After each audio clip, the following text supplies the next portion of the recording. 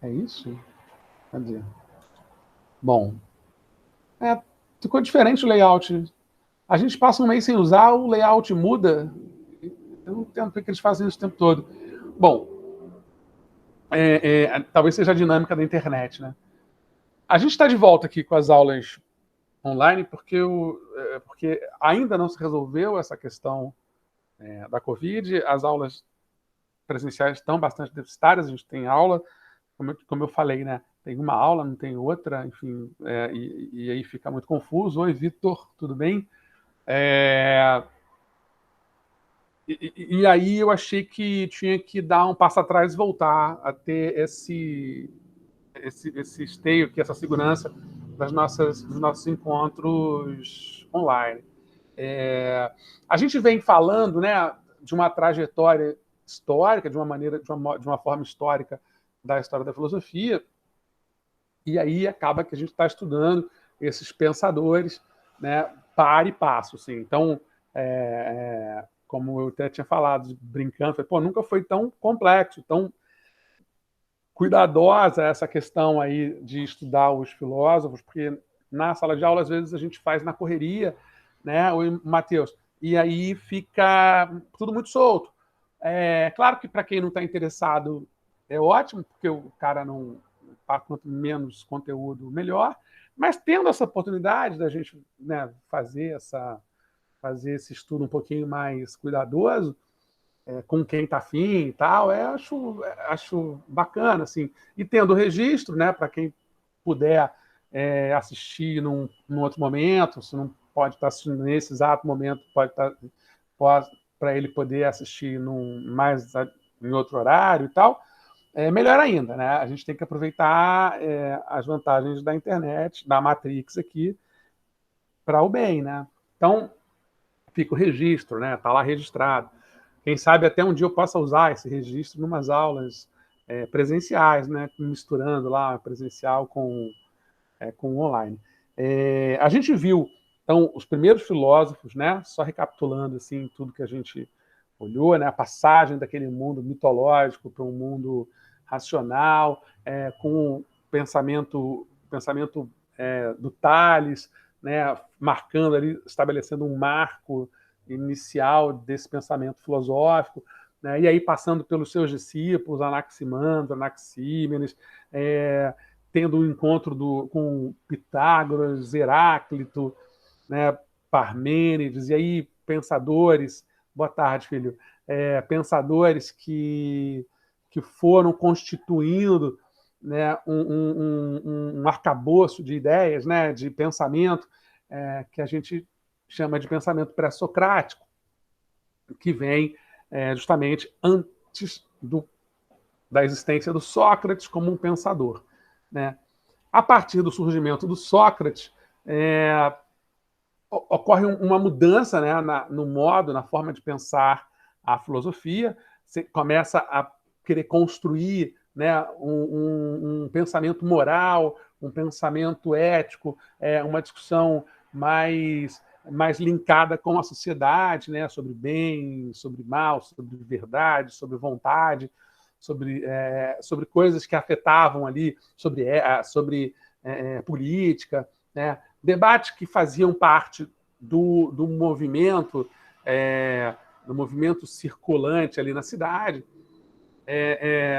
E aí, na esteira do Sócrates, vem o Platão, né, que foi discípulo dele. Muitos foram discípulos de muitos nessa etapa, né, mas acho que os mais famosos são justamente essa sequência, né, esse encadeamento que vai do Platão como discípulo do Sócrates, e logo em seguida do Aristóteles como discípulo do Platão. E aí você tem um fechamento de todo um ciclo clássico, né, de todo um ciclo que a gente conhece como filosofia clássica grega, né, que acaba e se encerra justamente com o pensamento aristotélico, que vai se perpetuar, com aspas aí, por mais de 1000 anos. Né? O pensamento aristotélico ele acaba sendo o platônico também, mas os dois pensamentos, o platônico e o aristotélico, acabam adentrando a Idade Média, né? com os atomistas, os neoplatônicos, e que vão se aproximar do pensamento cristão, do pensamento religioso, do cristianismo, e vão fundamentar racionalmente aquelas primeiras seitas cristãs e tal, a partir do pensamento do Santo Agostinho, e depois que vai usar todo um pensamento neoplatônico para fundamentar a religião cristã, e depois, alguns séculos depois, o São Tomás de Aquino vai usar o Aristóteles, né, para dar um fechamento, assim, um arcabouço bastante racional para o pensamento religioso. Então, esses 1000 anos, a gente ainda vai ver mais para frente, isso com mais calma, vai ser bastante forte o pensamento aristotélico a serviço do cristianismo. Mas, assim que o Aristóteles morre, que é onde a gente tinha parado, né, em julho, para frente, ainda tem muito tempo de antiguidade para se construir e para se pensar filosofia. O que acontece é que esse pensamento vai sendo meio que diluído e meio que misturado com pensamentos mais místicos, que sempre existiram, mas que não tinham muita repercussão, né? Ou pelo menos não no mundo helênico, né? Não naquele mundo grego ali e tal. Você vai ter uma chegada, né, do Império Romano, trazendo também as suas questões, sua mitologia, sua racionalidade e tal, sua forma de ver o mundo, um pouco mais belicista, um pouco mais militarizada. Oi, Laura, Clarissa, o Leonardo e todo mundo. Que bom que vocês estão aí. E aí, mas você também vai ter diversas escolas de pensamento ainda ali naquela região da Hélade, naquela região ali grega, que vai se dispor a fazer filosofia ainda nos moldes das escolas criadas por Platão e por Aristóteles. Uma terceira escola filosófica que foi bem importante no período, né, vai ser a escola dos jardins de Epicuro, né? Epicuro é um filósofo tá ali meio contemporâneo a Aristóteles, um pouco logo depois de Aristóteles e tal, né, na linhagem e tal, e o epicurismo vai ser um pensamento que vai se estender ali por bastante tempo. Vai ser vão ter muitos romanos que vão ser adeptos do epicurismo, alguns dos filósofos que a gente também vai ver depois importantes, como Sêneca, por exemplo, talvez o mais importante filósofo romano, é um epicurista, né? O pensamento epicurista, dizem, né? Mas os textos e os escritos do Epicuro, apesar de ele ter tido uma escola, assim como Platão, assim como Aristóteles, né? Só para a gente lembrar, o Platão fundou a academia, o Aristóteles fundou o liceu, e o Epicuro o jardim, né? Eram sempre com essa mesma lógica de aulas ao ar livre, aulas caminhantes, aulas que tinham algum prazer, né?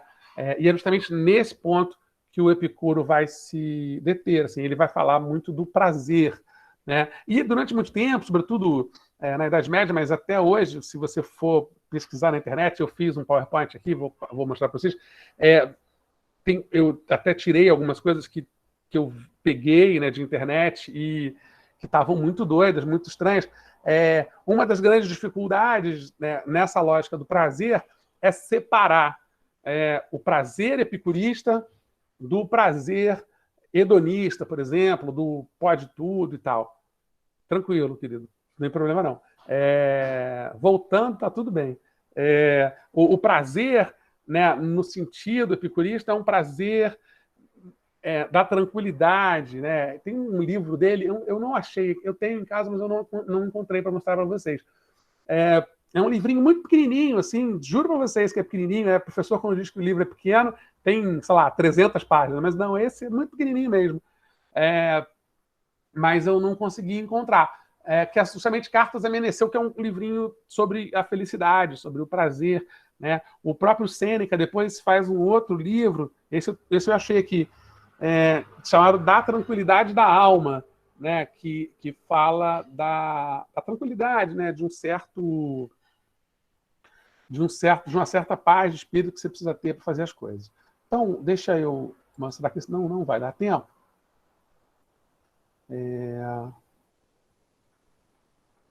Tá, apresentar, mas apresentar o quê, né? Eu não botei aqui nada para apresentar. Espera aí. Um minutinho, porque eu já tinha acostumado, mas com o tempo a gente desacostuma, né? A cabeça vai... Vai, computador. Esse meu computador a manivela tem esses problemas. Às vezes fica lento. Cadê aulas, aulas?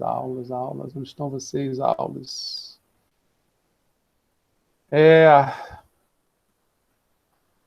Então, a força do pensamento epicurista é a força da paz e da tranquilidade. Eu acho que a gente está vivendo um momento no mundo em que está tudo muito belicoso, muito nervoso, muito irritado, e eu tenho para mim que o pensamento epicurista é importante de ser estudado, pensado e praticado hoje em dia. Né? A grande diferença entre o pensamento, entre o prazer epicurista e o prazer hedonista, eu não sei se você já ouviu essa palavra, mas acho que sim.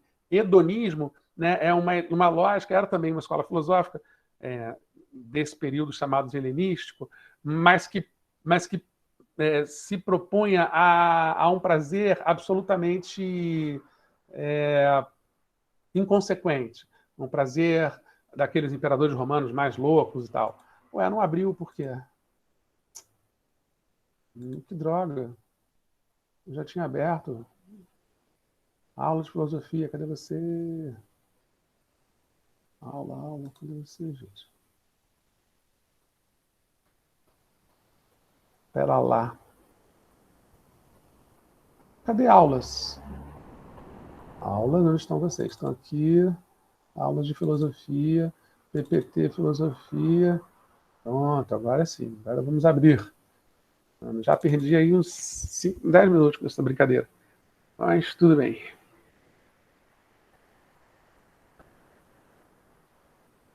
Abriu? Agora sim, vamos compartilhar.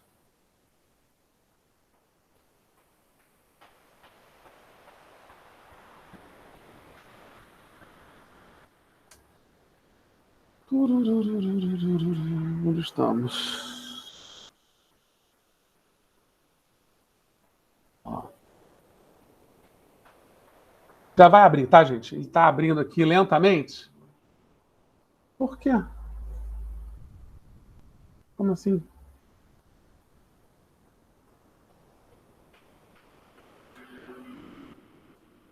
Só me dá uma luz aí. Tá aparecendo para vocês o slide? Hein, meninos? Tem alguém aí que possa me responder? Tá? Eu estou supondo que tá, então, tá, gente? Que apareceu uma mensagem. Não tá não, professor. Não tá, não? Não. Uai. Cadê, caramba? Ué, interrompi. Não está aparecendo. Tá, obrigado. Deixa eu de novo. Vamos lá. Compartilhar. Agora foi. A primeira aula, depois de tanto tempo, não podia ser tão fácil assim, né? Ué, mas não está aparecendo. Por que não está aparecendo? Fiz tudo certinho. Espelho infinito, não compartilhe sua tela inteira, né? Uma guia ou outra janela. Tá. Porcaria. Peraí. Uma janela.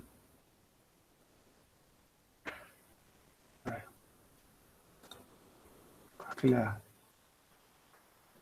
Apareceu?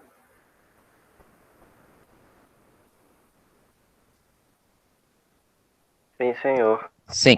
Ah, muito obrigado. A morte não é nada para nós. Epicuro. Isso, Epicuro. Uma das defesas do Epicuro há controvérsia sobre essa morte aqui, 270 a 269, né?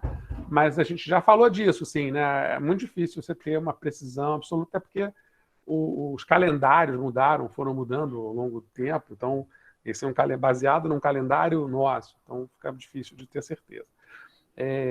Eu fico falando isso, fica parecendo chato às vezes, mas é porque na internet você acha tudo, assim. Então, você vai achar uma datação assim, uma datação assado, aí você fica, tá vendo? O professor não sabia, tá vendo? Tá errado, tá vendo? Não sei o quê. Mas não é por isso, né? Porque essas coisas são difíceis de você ter uma precisão. Vamos saber do Epicuro por que a morte não é nada para ele. Ops. O epicurismo, então, é um sistema filosófico que prega a procura dos prazeres moderados para atingir um estado de tranquilidade e de libertação do medo, com a ausência de sofrimento corporal pelo conhecimento e da limitação dos desejos. Quando os desejos são exacerbados, podem ser fonte de perturbações constantes, dificultando o encontro da felicidade, que é manter a saúde do corpo e a serenidade do espírito.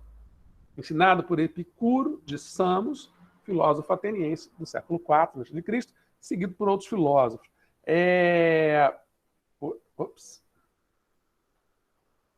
Está faltando alguma coisa aqui. Durante escavações, isso aqui foi interessante, porque durante escavações em sítios arqueológicos gregos e romanos, foram encontradas várias estatuetas do Epicuro. Era normal que os intelectuais da época guardassem estátuas de filósofos, mas o que chamou a atenção mesmo é que as estátuas do Epicuro estavam presentes até nas casas simples.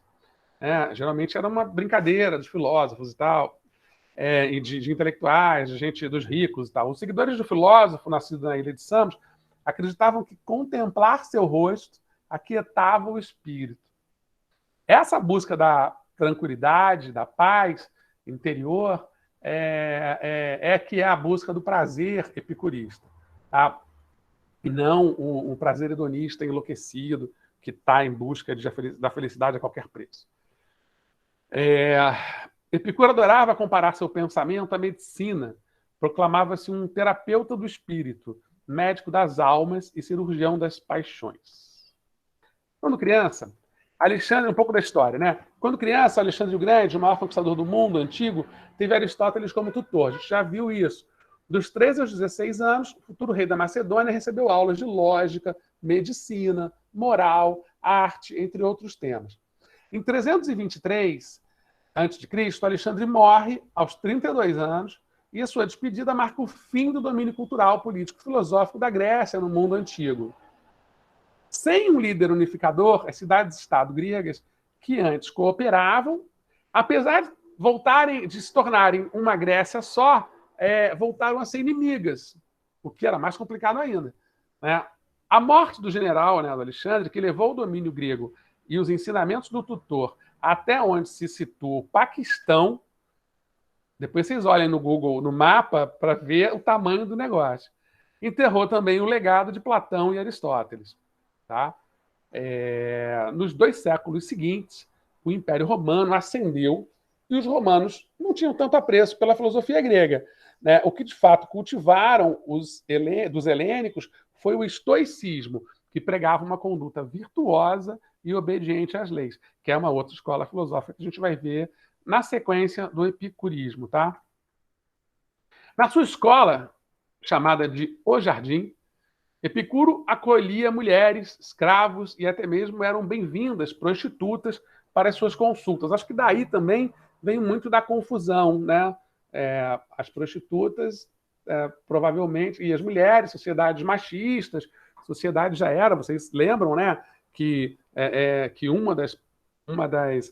dos atos de rebeldia do Sócrates, por exemplo, era justamente ensinar filosofia para as mulheres, né? O que era considerado algo errado, né? Algo dentro do cânone lá da democracia grega, né? E também aos escravos. Aí você vê que já que e não é tanto tempo assim, né? O Sócrates morre na entrada do século IV a.C., e o Epicuro está no final ali do século IV. Então, ao longo desses 100 anos, isso aí muda bastante. O Platão, o Aristóteles não se opunham, muito pelo contrário. Platão, então, era talvez o primeiro texto feminista da história que a gente viu, né?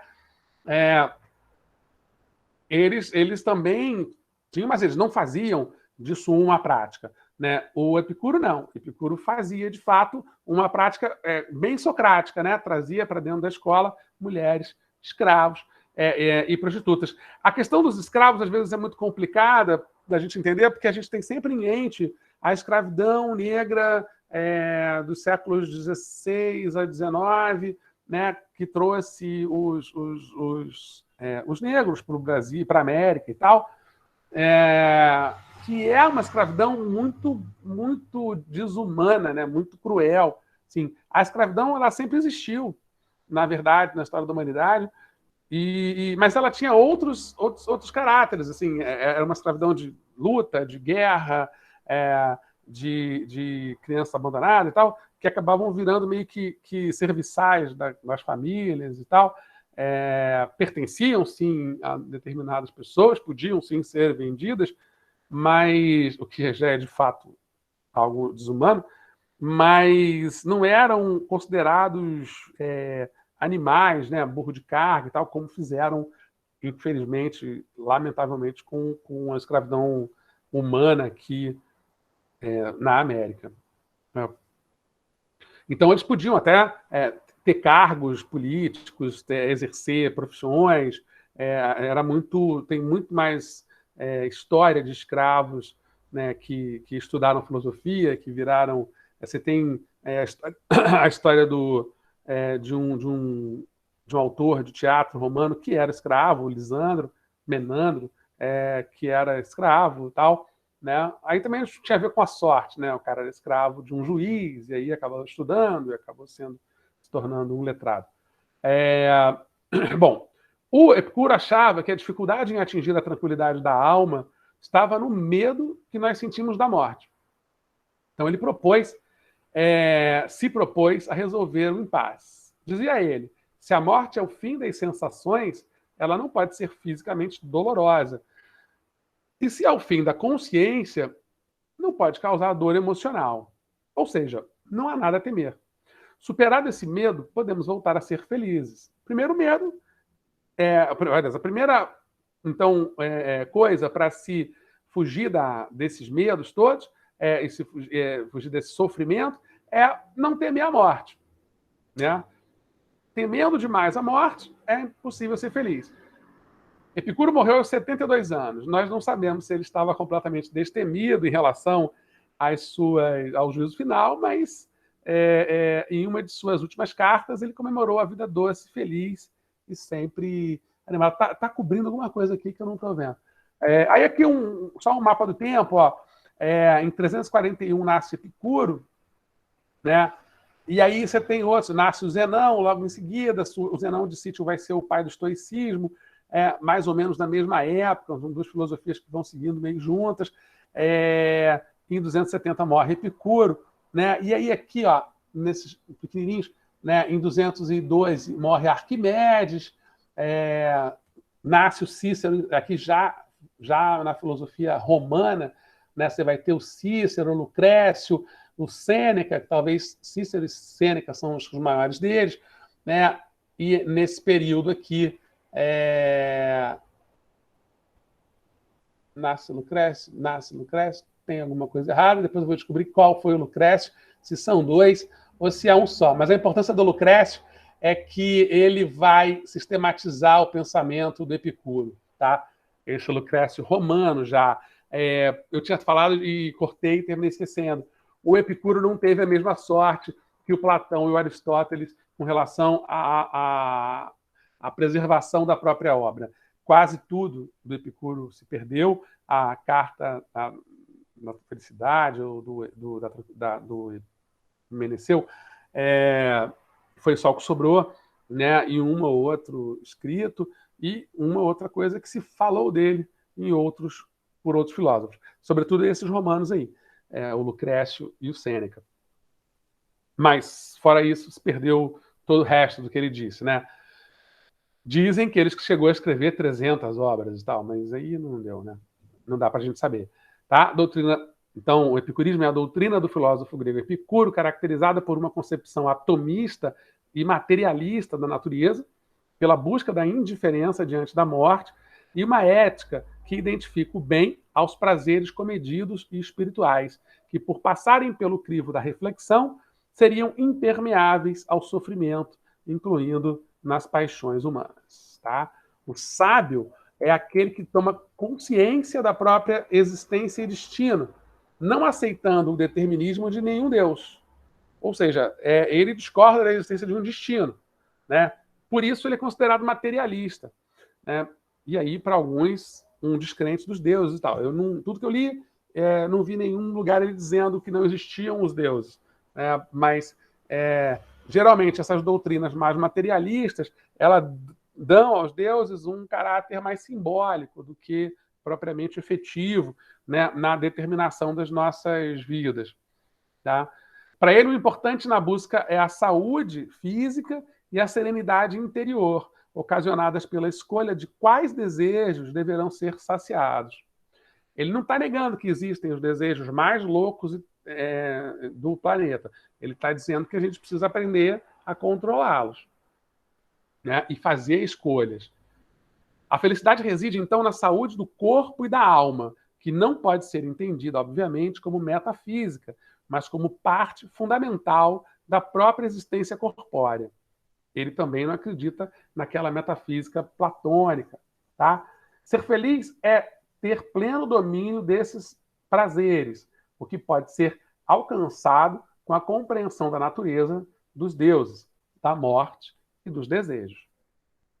Epicuro é conhecido como filósofo do jardim, pois o jardim foi como ficou conhecida a escola por ele fundada e que consistia numa comunidade de amigos e seguidores. Lá, escreveu com detalhes a filosofia que iria se tornar conhecida como epicurismo. O Laércio, né, ou Lucrécio, tá lá Lucrécio, são variações do mesmo nome, é um historiador e biógrafo dos antigos filósofos gregos. Não, perdão, estou falando besteira. Diógenes Laércio, né, vai ser um historiador romano, né, que acaba também fazendo, na vida e doutrinas dos filósofos, que é um livro dele, ele vai nos fornecer também informações importantes sobre o desenvolvimento da filosofia grega e sobre o pensamento epicurista. Acaba que ele é o cara que mais tem documentos e tal sobre o pensamento epicurista. Tá? Então, vamos ao pensamento propriamente dito. O epicurismo é uma das escolas do período helenístico, como eu falei, né? Aquele pensamento é o período da Grécia ali, que vai logo depois da morte do Aristóteles, né, e do Alexandre, que são mais ou menos ao mesmo tempo. O Alexandre morre em 323, 322 ou 23, e o Aristóteles morre 2 anos depois. A partir dali, as grandes escolas filosóficas, né, sobretudo a platônica e a aristotélica, meio que somem do mapa e você começa a ter um tilintar de pensamentos filosóficos diversos, né? Cinismo, hedonismo, o epicurismo, o estoicismo, vários ismos, maniqueísmo, né? Muitos com uma influência vinda do Oriente Médio, né? Dessa região ali mais próxima, alguns. O pensamento epicurista me lembra, às vezes, um pouco o próprio budismo, né? Que se propõe a eliminar o sofrimento, eliminar as dores e tal. Só que se propõe a partir de uma meditação e tal, que me parece fazer parte das escolhas do Epicuro. Tá? Então, o epicurismo é uma das escolas do período helenístico, tendo como doutrina a busca pelo prazer como fim primeiro e último para se alcançar a felicidade e a paz de espírito. Considerado por muitos como uma ética ateísta, carrega traços ascéticos e estado de vida austero. Essa ideia da austeridade está presente tanto no epicurismo quanto no estoicismo, que a gente vai ver na outra semana. Vira uma espécie de princípio ético, moral, não esbanjar. O cristianismo vai também se valer disso, né? O Cristo original lá, o cristianismo original de Jesus Cristo e tal, também é muito austero, também é muito cético, né? Também é de uma vida ascético, não, ascético, de uma vida muito, muito sem excessos, sem nenhum tipo de de luxo, o que, aliás, vai gerar uma grande crise na Igreja Católica lá pelo século XVI, né? É justamente quando acontece a Reforma Protestante, porque o luxo toma conta das correntes religiosas do Vaticano e tal, num nível tão nababesco que os caras começaram a construir igreja de ouro, né? Que se afasta muito do pensamento do cristianismo original lá dos primeiros séculos, da idade dos primeiros séculos depois de Cristo. Em uma Grécia antiga, o epicurismo era vivido nos jardins, lugar que era afastado da área urbana, onde homens e mulheres buscavam uma filosofia prática e simples, explorando prazeres necessários e que não lhes trouxesse dores, mas satisfações. Segundo o filósofo do prazer, uma das coisas mais temidas pelos homens é o medo da morte e dos deuses. Na filosofia antiga, que vai do século VI até a queda do Império Romano, os filósofos dessa época costumavam resolver os problemas relacionados à natureza, tendo em mente a busca pela sabedoria, pois a mesma lhe proporciona o alcance tão almejado da felicidade. Para eles, os deuses eram os seres dotados de sabedoria. Então, a gente tem uma religiosidade politeísta muito claramente. Na filosofia epicurista, há uma peculiaridade que foi desenvolvida pelo próprio Epicuro. No que diz respeito aos deuses, ele costumava pensar que eles não interferiam na realidade humana, que eram como nós e que a raça humana não sofre nenhuma interferência dessas entidades, sem falar na materialidade deles. O filósofo afirmava que, assim como nós somos formados de átomos, também os deuses apresentam esse mesmo fator. Então, para ele, os deuses existiam, mas não tinham nenhum tipo de interferência nas nossas vidas, né? Tem vários modos aí de pensamento religiosos que pensam nessa ideia de Deus como um observador, né? Pura e simplesmente um observador. O epicurismo é considerado por muitos como uma filosofia ateísta, pois expressa a corruptibilidade da alma humana, como também dos próprios deuses. No epicurismo, a alma possui átomos e, portanto, tem fim. Isso se dá quando o corpo, ao morrer, leva junto a alma que está ligada a ele próprio. Isso implica dizer que Epicuro não nega a existência dos deuses, mas o mesmo não concebe a ideia de alma ser eterna e de os deuses interferirem na vida dos humanos. Ao pensarmos ética, automaticamente nossa mente se volta a nomes como Platão e Aristóteles. Não podemos negar a grande parcela dada por eles à sociedade que nós conhecemos hoje. Muitos conceitos devem-se a eles, pois foram mais amplos e, por isso, esta ética platônica e aristotélica tem grande relevância no campo ético. Não significa dizer que as demais não contribuíram para as normas da vida humana e social. Então, a contribuição do Epicuro à ética, né, na carta a Meneceu, é justamente essa. Diz ele: acostuma-te com a ideia de que a morte para nós é nada, visto que todo bem e todo mal reside nas sensações, e a morte é justamente a privação das sensações. Tá? Se não há mais sensações, estamos mortos. Quando a gente está em estado catatônico, quando a gente está numa situação, sei lá, alguém está num nível, né, ou de uma doença, ou de um drogado e tal, que ele não está mais sentindo nada, né, as pessoas falam o quê? Que ele está um morto-vivo, ele está um zumbi, né, porque não tem mais sensações, não há sensação. Né? Se você não tem sensações, você está morto, pelo menos para o pensamento epicurista. É a partir dessa citação que se percebe a presença da physis nesta ética do filósofo dos jardins. Lembrem da physis lá do começo, né? Physis, né, como oriunda da arqué, né, a natureza, a ideia de natureza. O comentário que expõe com clareza o valor que o filósofo dá à vida, né, não é lícito aquele que vive não desejar ter nascido. Nada justifica para o homem que aproveita cada minuto de sua existência que um seguidor seu seja acabrunhado de desespero. Para que se desesperar se o futuro não pertence totalmente ao poder de cada humano? Comer uma boa comida, sentir o seu gosto, conservar boas amizades, era um dos padrões de vida que encontrava aqueles que entravam nos jardins.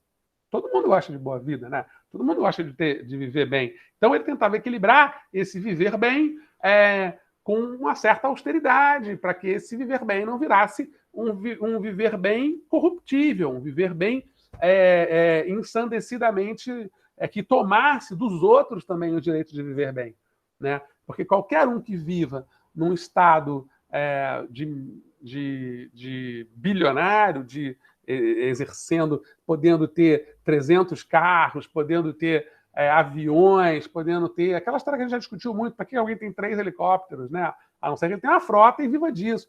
Mas, senão, ele está tirando do mundo a possibilidade de alguém ter uma vida um pouco melhor, né? Porque ele está tomando para si. É aquela história do rio, né? Da água. Tem água para todo mundo? Não tem água para todo mundo, né? Então a gente tem que equilibrar isso. Se você pegar metade do açude e deixar o resto todo com a outra metade, essa metade que vai ter que dividir meio açude vai morrer de sede, porque não vai dar para todo mundo. Com o dinheiro funciona mais ou menos assim, então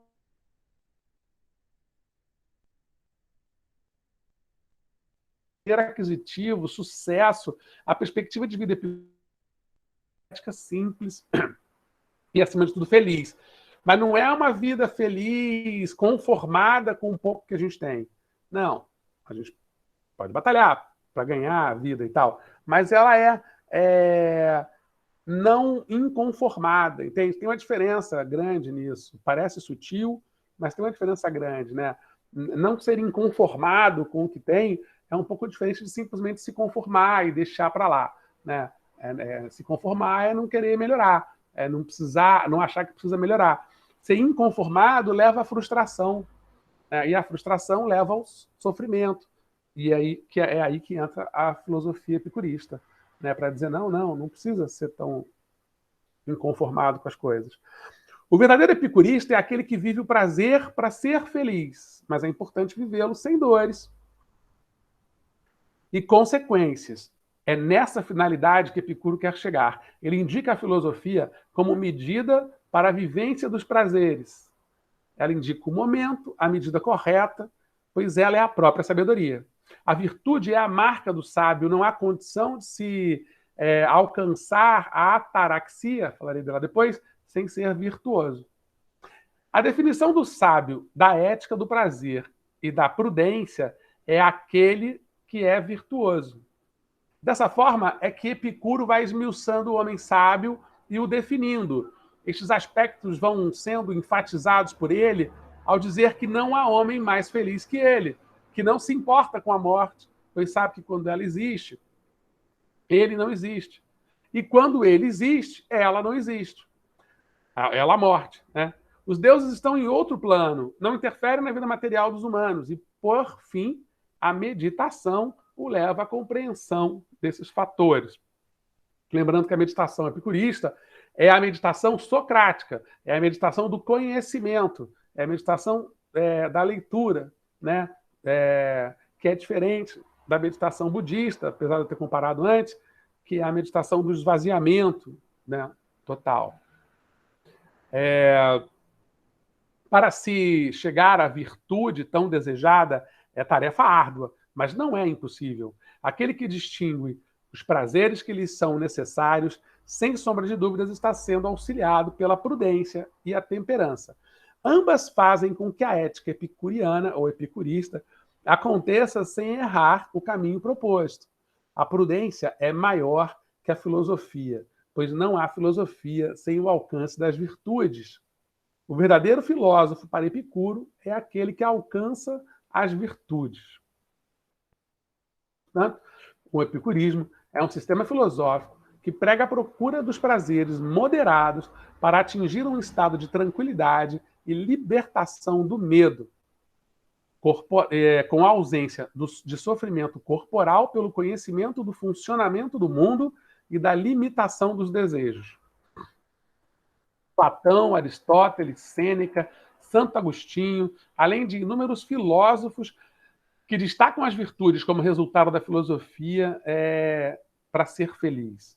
Mas não há dúvida que a filosofia helenística foi coberta de simplicidade e ascetismo, resultando numa opção para os gregos da época que viviam uma crise política, democrática e filosófica.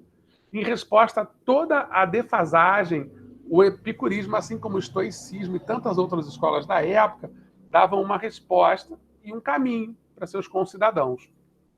Caminho que os afastam da perspectiva de se alcançar felicidade, justiça e paz de espírito em uma república injusta e infeliz, mas um convite a se afastarem da ganância e prazeres que lhes traziam consequências irreversíveis. Todo mundo já viu aí filmes sobre a Roma antiga, e quando você vê aqueles imperadores, aqueles senadores romanos, era uma guerra de poder similar, assim, ao que a gente vê no Congresso hoje, né? Congresso Nacional hoje, aquela guerra ali, todo mundo brigando por 1 bilhão daqui, 1 bilhão dali, as pessoas, você não consegue confiar em ninguém, na verdade, né? Ninguém parece mais estar falando, havia uma desconfiança política sobre o político, né? Muito forte, nesse sentido muito parecida com hoje, né? Você não tem mais essa figura da tentativa de construir um imperador, um cara que vai se perpetuar no poder, apesar de alguns terem esses delírios, mas você tem muitas similaridades com aquele período, né? Nesse sentido, assim, há uma desconfiança desse elemento político muito grande, porque se identifica nele um elemento muito corrupto, né? E cuja corrupção nos atrapalha muito na nossa vida razoável, né? Diga, filho. Desculpa interromper. Meu celular estava na carga, eu pensei que o aulão, né, que você ia fazer, ia ser de tarde, nosso horário de aula. Aí eu não tinha visto que seria 1 hora, ele estava na carga, tinha descarregado. Não, então, mas você é de que turma? Sou da 1006. Então, mas é porque eu calculei assim, porque a aula da gente, normalmente, na sexta era 1 hora, não era? 12h30, 1 hora. Sexta. Aí eu joguei no mesmo horário, mais ou menos, porque eu vi que a Silvia ia dar aula agora para mim 9, ou para o pessoal, e eu fiquei com medo de atrapalhar a aula de alguém, entendeu? Entendi. Mas, Desculpa, eu não sabia que ia ter aula agora. Meu celular estava na carga, quando você mandou o bilhetinho, eu só vi agora. Agora que eu peguei ele. Mas pode ir assistir a aula 2h30, se você quiser, se não for ter aula. Tá, 2h30. 2h30 de novo, mesmo link, igualzinho. Tá? Eu vou estar. Pode ser. Eu boto a hora para vocês se orientarem, mas o link é o mesmo e a aula tem sido a mesma, porque é 2006, 2009, 2014, 2015, né?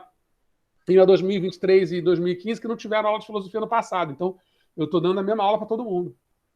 Então pode entrar em qualquer aula, é só me avisa. Eu sou da 2006. Entendi. Tá? Sem problema. 2h30 vem também. Beleza, que aí você pega o começo.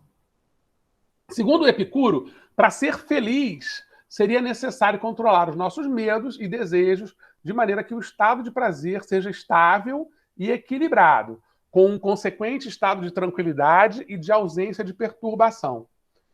No Jardim, Atenas, Epicuro escreveu mais de 300 trabalhos, dos quais nenhum sobreviveu. Restam deles apenas notícias de seus discípulos ou alguns fragmentos. Sua filosofia é de cunho materialista, como a gente já falou, não havendo espaço para a imortalidade. É engraçado que seria interessante, a gente não tem acesso a essa informação, tentar entender dele, né, como é que era essa mortalidade dos deuses, né? Porque um dos princípios basilares das divindades mitológicas ou religiosas é justamente o senso de imortalidade. Para ele, todos nós éramos mortais, inclusive os deuses. Como Hércules morre, né? Professor? Oi, filho. Mas os deuses, o senhor falou que eles eram mortais ou imortais agora? Imortais, mas como pro Epicuro não havia espaço para imortalidade, seria interessante a gente ter acesso a algum tipo de texto dele algum dia, mas não vai ter como, né? Porque papel não sobrevive. tentando entender essa lógica da não imortalidade dos deuses, entende? Assim, porque eles morrem a partir do momento que eles são esquecidos, não? sim, sim. Mas aí é uma questão simbólica, né? Sim, pode Ele crer. tá fazendo fisicamente isso, né? Ele deduz que tudo é formado por átomos, inclusive os deuses. Então, se tudo é formado por átomo, o átomo morre. Então, os deuses também morreriam, entende? Então, assim, Sim, é isso que eu tô entendi, falando, entendeu? Mas entendi. simbolicamente, sim, simbolicamente. Na medida que eles são esquecidos, eles deixam de. Eles não morrem, eles deixam de existir. Né? Só para ficar no conceito, assim, parece que é a É, mesma coisa, mas não é, né? Bom, onde estamos? O filósofo acreditava que o maior bem era a procura de prazeres moderados, de forma a atingir um estado de tranquilidade. Esse estado de tranquilidade, é chamado de ataraxia. Lembra aquelas palavras que eu falei no começo, né, que eu falava no começo das aulas?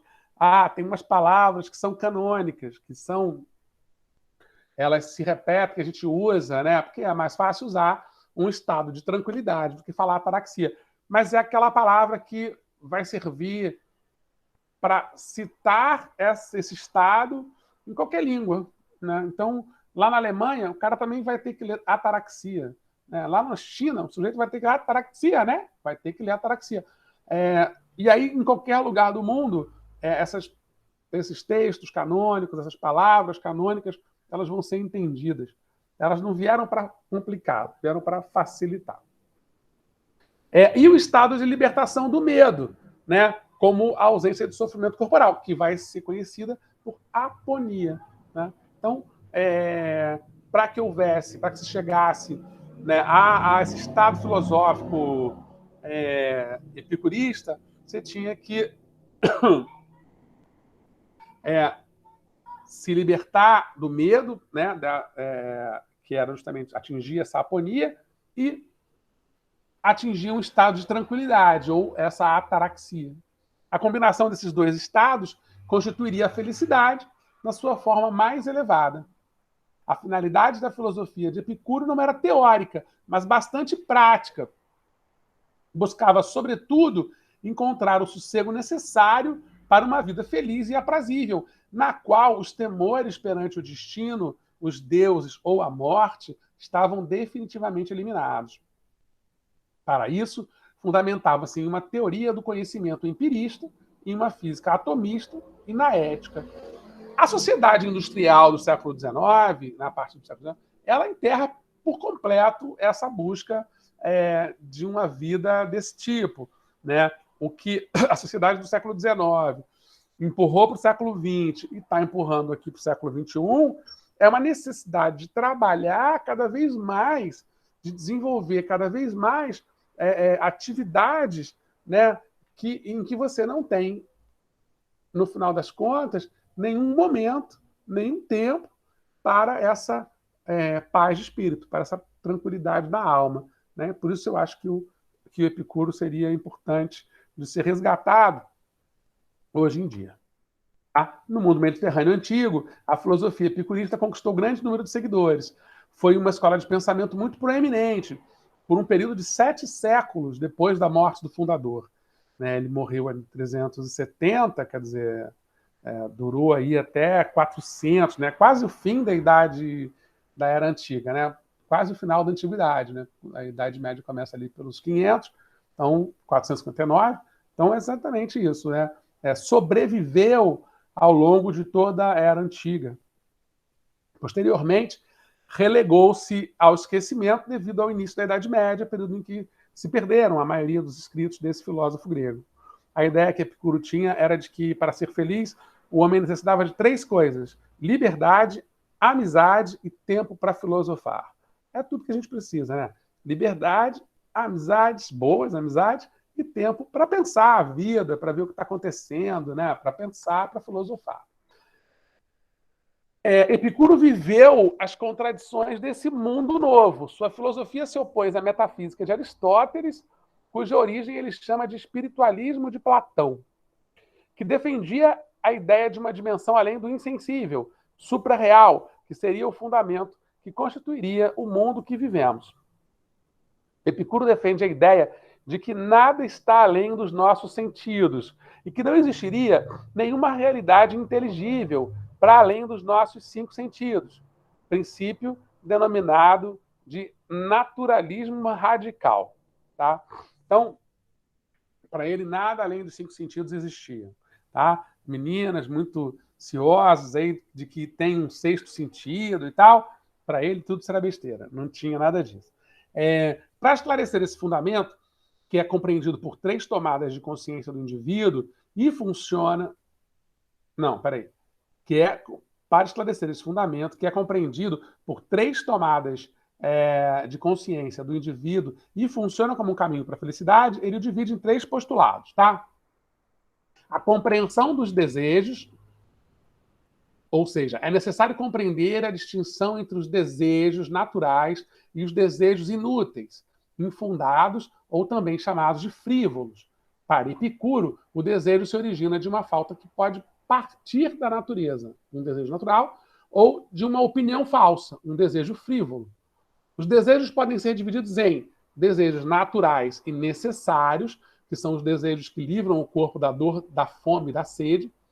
Os desejos naturais e não necessários, que são os desejos que surgem da vontade de variar, por exemplo, o alimento, a bebida, para variar também o prazer do corpo. E os desejos não naturais e não necessários, que são os que nascem de uma opinião falsa sobre o mundo, incentivados por sentimentos de vaidade, orgulho ou inveja. Né? A gente pode trazer isso para o mundo de hoje, mas tranquilamente. Né? Tranquilamente. Né? Algumas falsas informações, necessidades que se inventam que a gente precisa, mas não precisa. Está tudo aí. Né? Quando um atendente de telemarketing te liga e diz que você precisa de um, sei lá, de um iPhone 11, né? Porque ele tem 1000 funcionalidades, ele tem 4 câmeras, né? Você inventa um desejo, uma necessidade que não existe. É um desejo não natural, né? Não é nada necessário. E vejam que é interessante que ele está falando de um certo, né, de um ascetismo que não é no limite ali da quase miséria, né? Não é fazer um voto de pobreza. Não, é só perceber o que não é necessário. Eu não preciso ter 10 pares de tênis, eu não preciso ter 100 vestidos, eu não preciso ter 2 carros ou 3, né? Eu não preciso ter 4 câmeras no meu celular só porque é moda. É disso que ele está falando. Né? Então, compreensão de desejos é o primeiro ponto, o primeiro aspecto crucial desse pensamento epicurista. É necessário compreender a distinção entre os desejos naturais, já falei isso. Para Epicuro, o desejo, já falei isso, desejos naturais necessários, desejos naturais não necessários, desejos não naturais necessários. Eu falei disso tudo. É preciso ser sábio, não para ter prazer, todos experimentam prazer, mas para viver prazerosamente, que é muito diferente. Né? Não adianta nada, outra característica do tempo atual, né? Você tem picos de prazer, o prazer virou uma droga, né? Uma droga viciante. Eu tenho prazer aqui, aí acaba esse meu momento de prazer e eu fico deprimido, né? Fico ali. Eu sei que depressão tem um outro caráter, mas é uma doença e tal, mas usando só a palavra, porque eu não estou achando outra. Aí você fica ali meio em estado de stand-by o dia inteiro, né? Até ter um outro pico de prazer. Isso não é prazer para o Epicuro. Né? Viver prazerosamente sem ser prudente é impossível. Né? Nem viver prudente e belo justamente sem viver prazerosamente. Aquele que está privado daquilo que permite viver prudente, belo e justamente, não pode viver feliz, mesmo se for correto e justo. Tá? A principal diferença do epicurismo e do hedonismo é que o primeiro considera o prazer do repouso, a experiência psíquica da lembrança também é um prazer. Enquanto a segunda considera apenas a experiência prazerosa no momento de sua fruição. Né? O único prazer que importa é o do momento. Nenhum prazer é, por essência, ruim. É o que produzimos com ele, que, dependendo do tamanho do seu sofrimento, ditará se realmente valerá a pena ser saciado. Se o seu prazer é matar alguém, não vale a pena. Não é? Pelo menos para o cara que vai morrer. Né? Não pode valer a pena. O prazer de tomarmos um copo d'água quando estamos com muita sede é tão verdadeiro quanto o sofrimento de ser afogado pelas águas do mar. As drogas, por exemplo, usadas sem critério médico, podem produzir um mal muito maior que a euforia ou bem-estar que causam quanto ao prazer imediato que proporcionam. Você vê um cara que é viciado em cocaína, ou em heroína, ou em crack, ele só sente prazer na vida quando ele está drogado. E os momentos em que ele está drogado não são muitos. Ele está ali, nem tem como, senão ele morre de overdose. Quando ele vai ampliando essa necessidade de prazer, ele acaba tendo um colapso. O corpo não nasceu para isso. Né? Em síntese, o prazer e o sofrimento resultam da relação do corpo com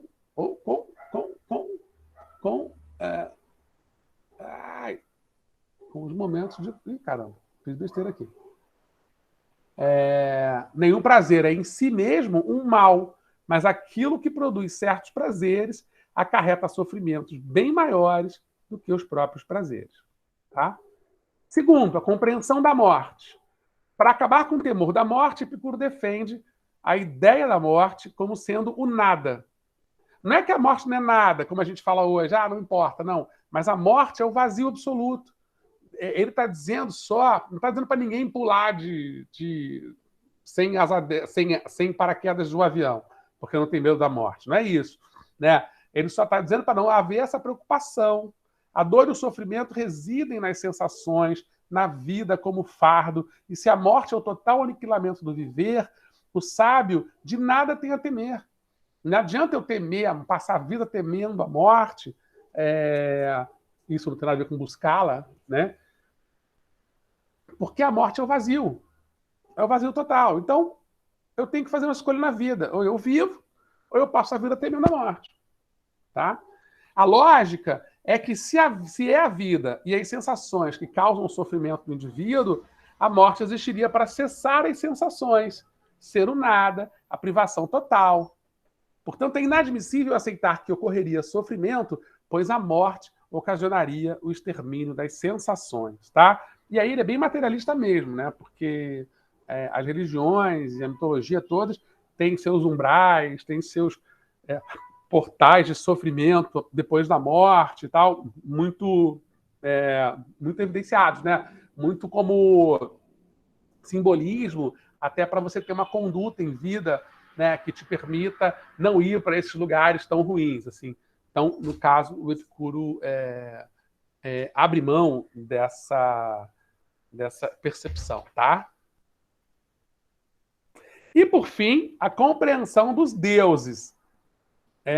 Os deuses, para alguns estudiosos da filosofia de Epicuro, não tomam consciência dos humanos. Afinal, na perfeição, não poderia caber a imperfeição, sequer por conhecimento.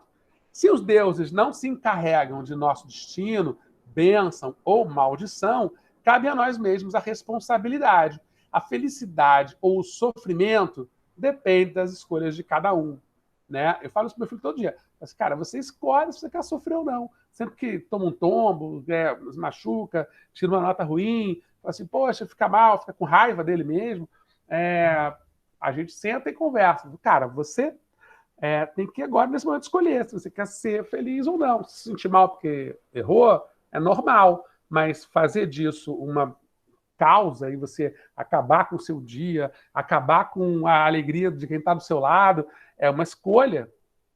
Né? É uma escolha, de fato. Claro que às vezes a gente não consegue, mas a gente tem que buscar. O que o Epicuro está falando é isso. A filosofia dele se propõe a isso, a ir em busca de, tá? Compreender os desejos, compreender a morte e compreender os deuses. E aí, para meio que estamos chegando no final, a teoria do conhecimento epicurista caracteriza-se pela valorização da experiência imediata, ou seja, para Epicuro, todo conhecimento tem como origem as sensações e impressões dos sentidos. E todas as sensações são sempre verdadeiras. Por exemplo, lembra? Eu acho que é o Platão, ele fala nas falsas sensações, né? Quando ele fala que a gente, do mundo das ideias, do mundo sensível, que o mundo sensível a gente está submetido a falsas sensações. O Epicuro é absolutamente contrário a essa ideia. Não tem essa história de mundo sensível em que a gente está... Tudo é sensível, né? E não existe sensação e impressão que não seja verdadeira. Então, por exemplo, um remo, se visto dentro da água, possui uma imagem retorcida. Porém, se visto fora dela, possui a aparência reta e plana. Nesse caso, qual das sensações estaria correta? Pergunto a vocês retoricamente, porque a resposta já está embaixo. Tá? Para Epicuro não há erro, apenas uma precipitação. O remo sempre aparentará ser retorcido, caso visto de dentro d'água. Para esclarecer isso, o filósofo utiliza o termo prolepse, que pode ser entendido como um resquício de percepção anterior, uma espécie de arquivo da nossa memória. Será a repetição das percepções que irá determinar qual a verdadeira forma do remo e construir o conhecimento dentro da ética epicurista. Percebam, ele ainda não sabia, a ciência não tinha evoluído o suficiente para a gente saber, entender alguma coisa sobre refração, né? Sobre a nossa capacidade. O remo parece torto, porque quando ele entra na água, a transparência da água não é exatamente transparente. Então, tem ali tem um olhar, o nosso olhar ele sofre do efeito da refração, que vai aparentemente entortar, né? Mas o Epicuro ficou longe disso. Essa é só uma questão ética para ele, né? Eu repito aquilo, eu aprendo aquilo, e então eu entendo que aquilo é reto, mesmo que aparentemente dentro da água pareça estar torto. Finalmente, os princípios da filosofia epicurista são a fruição do prazer, mas segundo o ideal da moderação, o cultivo da ataraxia, ou essa distância e imperturbabilidade da alma, como forma de afastar os medos que atormentam a existência humana, né? Sofrimento, passagem do tempo, morte. A prática da máxima carpe diem, que é fruição do momento presente, né? Viva o dia, né? Muita gente bota até na parede de casa, usa camisas, anda na moda essa expressão, carpe diem, que é viva o momento, né? Viva o dia. E a vivência da áurea mediocritas, numa existência simples, moderada e em contato com a natureza. Tá? Eu vou pular. A influência da cultura romana no mundo foi forte o suficiente para deixar os pensadores gregos no esquecimento por alguns séculos. Esse carinha aí é o Epicuro. Acho que é a única imagem que tem dele, que existe dele. E, finalmente, chegamos ao fim da nossa... Cadê vocês de novo? Estamos aqui. Interromper. Cadê? Ué, já interrompeu? Já interrompi? Como assim? Já saiu já, professor, o slide. Ué, mas vocês viram, Já né? saiu. Sim. Sim, Tá. Engraçado. Eu não botei para sair, mas saiu. Bom, meninos. acho que esse é por- Sei lá. Bom, interrompendo a nossa acho que gravação, deve né? ser porque o senhor entrou agora. Tipo, saiu da É. aba de apresentação. Pode ser. Esse negócio é engraçado, porque eles vão mudando as configurações. Cara, e é numa velocidade que meu cérebro não dá conta, não. Assim, eu não sei. Eu acho que a geração de vocês consegue, mas eu, cara, confesso que é tudo muito acelerado. Para mim, era de um jeito, mudou. Né? Não tem nem um mês que a gente ficou sem aula. Já mudou tudo aqui. De qualquer maneira, meninos, deixa eu reclamar da tecnologia depois. É isso, tá? Então, falamos do Epicuro. Não tem muito mais o que falar também, assim, não é um curso sobre o epicurismo, não faz sentido a gente ficar explorando tudo. Vocês viram que até a própria informação foi bastante repetida. Mas eu gosto muito de pensar que em algum momento a sociedade humana estava tão caótica que alguém precisou parar e refletir e criar um pensamento filosófico que dissesse: calma, precisamos respirar, precisamos encontrar uma tranquilidade nos nossos espíritos para conseguir continuar vivendo em paz. Né? Parece que a gente vive nesse exato momento no planeta. O mundo está em caos absoluto. A notícia mais relevante da semana foi justamente a invasão do Talibã, né, o domínio lá de Cabul enfim, e o fim e a ida embora das tropas americanas. Ou seja, o mundo continua um caos, né? A gente continua em caos absoluto. Né? Não deu nem tempo da pandemia acabar, já voltar nas guerras, tudo voltou, está tudo em confusão, o Haiti continua numa situação deplorável, teve outro terremoto, né? Um azar desgraçado que eles têm também. E assim, continua tudo como antes, né? O mundo continua muito parecido com o mundo de 2019, só que com menos 5 milhões de pessoas, por conta dessa epidemia e de alguns governantes desnecessários. Então, assim, eu acho absolutamente relevante, vocês viram que a raiva continua igual, né? Acho muito relevante que a gente estude e descubra um pouco sobre o epicurismo e o Epicuro, por causa disso, porque eu acho que a vida da gente tem que ser pautada por essa busca por felicidade, né? E é claro, uma sociedade que vive com tanta gente, né, com 7 bilhões, 800 milhões de pessoas, a nossa felicidade muitas vezes vai esbarrar na felicidade do outro.